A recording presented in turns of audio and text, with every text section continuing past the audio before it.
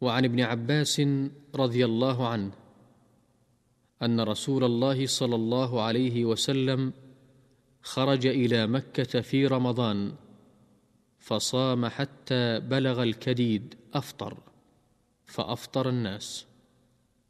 أخرجه البخاري. وعن جابر بن عبد الله رضي الله عنهما قال: كان رسول الله صلى الله عليه وسلم في سفر فرأى زحاما ورجلا قد ظلل عليه فقال: ما هذا؟ فقالوا: صائم. فقال: ليس من البر الصوم في السفر. أخرجه البخاري.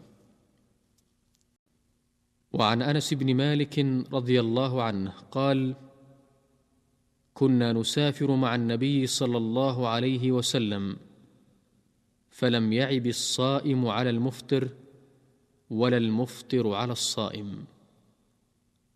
أخرجه البخاري.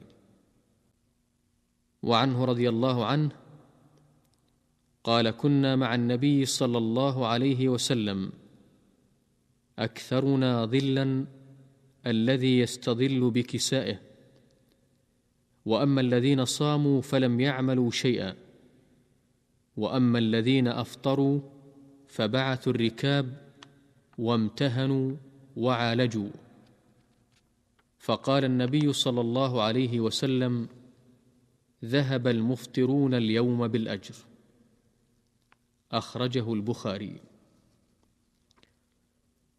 وعن عائشة رضي الله عنها زوج النبي صلى الله عليه وسلم أن حمزة ابن عمرو الأسلمي قال للنبي صلى الله عليه وسلم: أأصوم في السفر؟